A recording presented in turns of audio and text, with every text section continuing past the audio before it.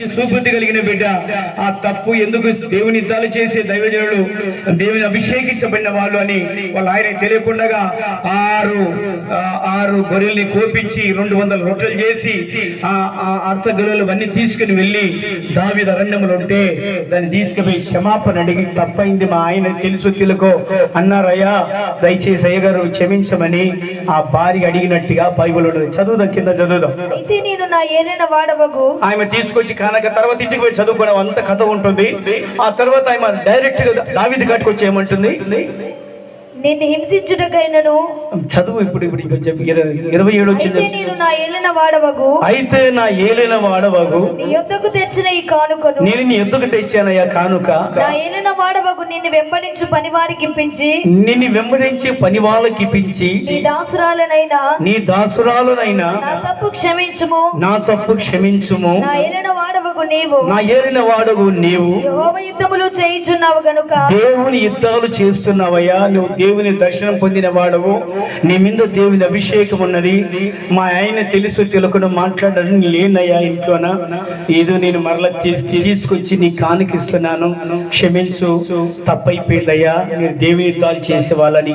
ఈమె భక్తి పర్రాలు గనక, దేవుని యందు భయభక్తులని బిడ్డ గనక, ఆ దేవుని బిడ్డ విలువ ఈమెకు తెలుసు గనక, ఆ తాగుబోతోనికి, ఆ తిండిపోతోనికి, ఆ దుర్మార్గునికి ఆయన భర్తకి తెలియదు గనక ఈమె రెండెములకు వచ్చి క్షమాపణ అడిగి అది కానకిచ్చిందంట. ఇచ్చినంటేనే ఏమంటుంది, నా ఏలిన వాడవకు నీకు, నా ఏలిన వాడకు నీకు ఆయన శాశ్వతమైన సంతతినిచ్చును, శాశ్వతమైన సంతతి నీకు ఇచ్చును. నువ్వు బ్రతుకు దినములన్నిటను, నువ్వు బ్రతికిన దినములన్నిటిను అపాయము కలుగకుండును. నీవు ఎన్ని రోజులు బ్రతుకుతావో, ఎన్ని నెలలు బ్రతుకుతావో, ఎన్ని వారాలు బ్రతుకుతావో, ఎన్ని సంవత్సరాలు బ్రతుకుతావో భూమి మీద, అన్ని దినాల వరకు నీకు అపాయము కలగదు. ఎవడైనా నిన్ను హింసించుటకైనను, ఎవడైనా నీ ప్రాణం తీయటకును, ఎవడైనా ఉద్దేశించిన విడల నీ ప్రాణము యెహోవా యొద్దనున్న జీవపు మూటెలో చప్పలు కొడతాం. గట్టిగా గట్టిగా చప్పలు కొడతాం. హల్లెలూయా. మన ప్రాణాన్ని మింగేది మరణము, మరణాన్ని మింగేది జీవము. జీవం అంటే వాక్యము. వాక్యం వింటే, వాక్యసారంగా జీవిస్తే, వాక్యంలోను వాక్య ఉపదేశ ప్రకారం జీవిస్తే, ఆ వాక్యం నీలోనే ఉంటే నీ యొక్క జీవం ఉంటుంది. నీ జీవములో నీ ప్రాణాన్ని కట్టి పెడితే ఒకవేళ మరణం వచ్చినా కూడా నీ ప్రాణాన్ని మింగివేయదు. హల్లెలూయా. ఎవడన్నా నీ బాంబు వేసిన, కత్తితో పొడత నీకు వచ్చిన, యుద్ధములు ఏదైనా అంప వేసినా ఎవరేం చేయడు. దావే నీ ప్రాణము దేవుడు జీవపు మూటిలో కట్టి పెట్టాడు. ఎవరు హింసించిన ఏమి చేసిన కాదంటాడు. దేవుని బిడ్డలరా, మనం ఎక్కువ రోజులు భూమి మీద బ్రతకాలంటే, దేవా నా భర్త ప్రాణము, నా భార్య ప్రాణము, నా కుమార్తెల ప్రాణాలు వాక్యం అనే జీవపు మూటిలో బ్రతికిన కాలం అంతా కట్టి పెట్టాలని, అలాంటి మార్గాలలో నేను స్థిరపడాలని నేను కోరుకుంటున్నానని ఈ రోజు రాత్రి నువ్వు ప్రార్థన చేసుకోవాలి. హల్లెలూయా. గట్టిగా చెప్పండి హల్లెలూయా, హల్లెలూయా. ఇర్మియా గ్రంథంలో 11వ అధ్యాయంలో 3వ వచనం అంటాడు, ఎవడైనా వాక్యం వినకపోతే వాడు శాపగ్రస్తుడు అంటాడు. దేవుడు శాపగ్రస్తుడు అంటే దేవుని వాక్యం వినకపోతే. నువ్వు ఒకవేళ వాక్యం నీకు ఇచ్చిన తర్వాత దేవుడు దాన్ని వినకపోతే, ఇర్మియా గ్రంథం 11వ అధ్యాయం 3వ వచనం, ఇశ్రాయేలు దేవుడైన యెహోవా, ఇశ్రాయేలు దేవుడైన యెహోవా సెలవిచ్చినది దేవుడు ఏమనగా, ఈ నిబంధన వాక్యములను, ఈ నిబంధన వాక్యములు విననులని వాడు, ఈనెల వల్లన వాడు శాపగ్రస్తుడు. చెప్పాను కదా నేను 3 సంవత్సరాల కింద ఒక రామ్మ అంటే రాకపోయే వాక్యం నీకే సరిగ్గా 3 సంవత్సరాల తర్వాత ఆమె క్యాన్సర్ చచ్చిపోయిందని చెప్పేది కదా. దేవుని బిడ్డలరా, ఒకవేళ ఈ రాత్రి నీ కొరకు సభలు నిర్మించాడు ప్రభా, నిజంగా నేను మరణ ఛాలలో ఉన్నాను, మరణం నిన్ను వెంటాడుతున్నామో, ప్రభా నా ప్రాణం మింగే మరణ ముళ్ళు నన్ను వెంటాడుతుందేమో, రోగాలు నన్ను వెంటాడుతున్నావేమో ప్రభా, ఎన్నో వ్యాధులు నన్ను వెంటాడుతున్నావేమో, అటువంటివి నాకు రాకుండా ఉండాలంటే జీవం కలిగిన వాక్యాన్ని విని నీ హృదయంలో ఉంచుకుంటే నీ ప్రాణాన్ని జీవపు మూటలో కట్టి పెడతానన్నావు.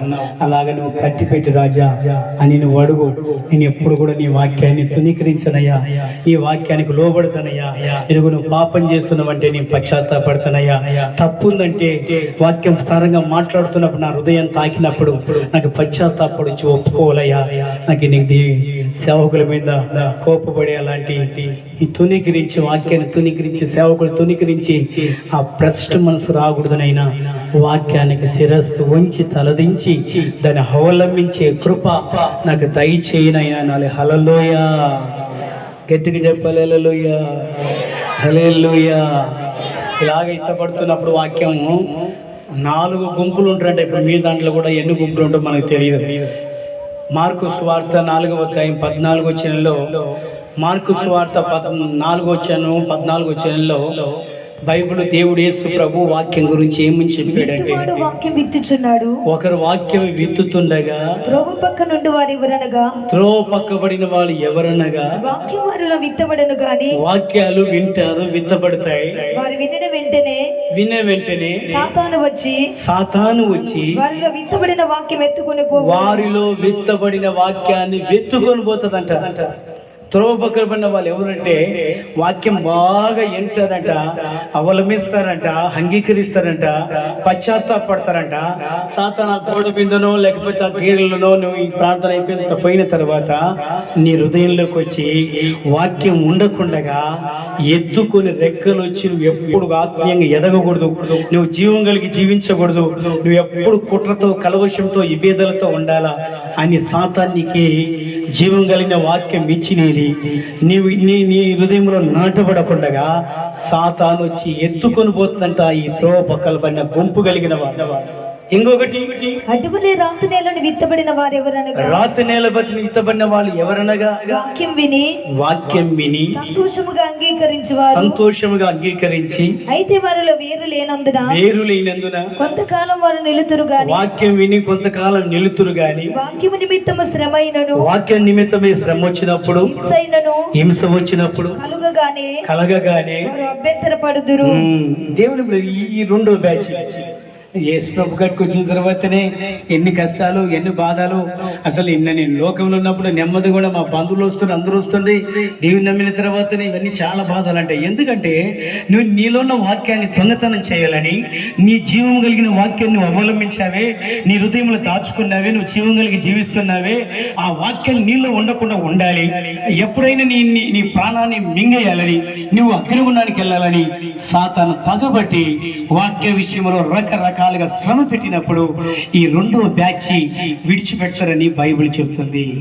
3వ బ్యాచ్ ఏమంటున్నారు, ఇతరులు ముండ్ల పొదల్లో విత్తబడిన వారు. ముందు పొదల్లో విత్తబడిన వాళ్ళు ఎవరు? వీరు వాక్యం ఎందురు గాని, వాళ్ళు వాక్యం వింటారు, ఐక్య విచారణను, ధనము మోసాలు, ఇతరమైన అపేక్షలను లోపల చచ్చుకొని వాక్యము అణిచివేయుట వలన దేవుని వాక్యం అతని హృదయంలో ఉన్నదాన్ని కుట్రలు, కలవశాలు, విభేదాలు, ఊర్లో ఉన్న సంగతులల్లా నోట్లు పెట్టుకుని నమ్ములుకుంటా, ఆమెట వాళ్ళ పిల్లలు ఇట, ఇలా కుటుంబం ఇట, ఇలా కుటుంబం ఇట, పిచ్చి పిచ్చి పనికి మాలవన్నీ లోన పెట్టుకున్నందుకు, దేవునికి వాక్యానికి చోటు లేనందుకు ఆ వాక్యము అతనిలో నుంచి పోతుందని బైబిల్ చెప్తుంది.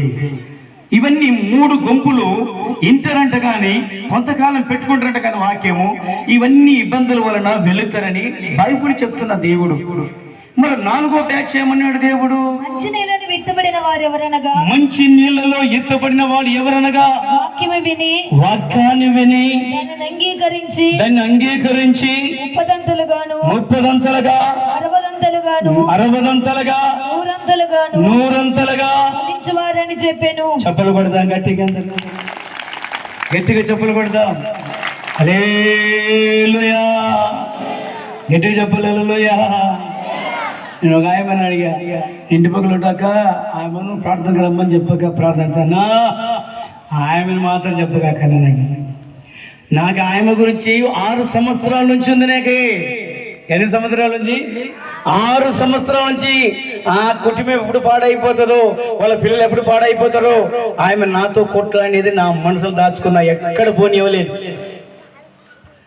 తుచ్చమైనది, ఎవరో నిన్ను మోసం చేసినది, ఎవరో నిన్ను హాని చేసినది, ఏదో తుచ్చమైనది నీ హృదయంలో పెట్టుకుంటావా? దేవుని మాటలు పెట్టుకుంటావా? దేవుని బిడ్డలారా, దేవుని మాటలు పెట్టుకుంటే నువ్వు కూర్చున్నప్పుడు, నువ్వు లేచినప్పుడు, నువ్వు పండుకున్నప్పుడు, నువ్వు తోకెళ్ళినప్పుడల్లా ఆ వాక్యమే జ్ఞాపకం మోసదని బైబిల్ చెప్తుంది. హల్లెలూయా, హల్లెలూయా. దేవుని బిడ్డలు, వాళ్ళ ఇంటి పక్కన వాళ్ళ గారి గురించి మనకి అవసరం లేదు, ఇరుగు పొరుగు వాళ్ళ గురించి అవసరం లేదు, తాగుబోతుల గురించి అవసరం లేదు, రౌడీల గురించి మనకు అవసరం లేదు. దేవుని వాక్యం ఏమి చెప్తుంది, ఏది మనం అవలంబించాలా, ఏది మనం తీసుకోవాలా, ఏది మనకి ప్రయోజకరమో, ఏది మనకి నాశనమైనదని తెలుసుకోకుండా, లేదన్నా వాళ్ళ గురించి నాకు తెలుసన్నా, నాకు 6 సంవత్సరాల నుంచి వాళ్ళ మనసులో పెట్టుకున్నా. బైబిల్ ఏమని చెప్తుందంటే, నా మాటలు నీ హృదయంలో ఉంచుకుంటే నువ్వు అభివృద్ధి పొందుతావు. హల్లెలూయా. గట్టిగా చెప్పండి హల్లెలూయా, గట్టిగా చెప్పండి హల్లెలూయా, హల్లెలూయా. యోబు గ్రంథము 21:21లో యోబుతో దేవుడు చెప్తున్నాడు ఆ మాట.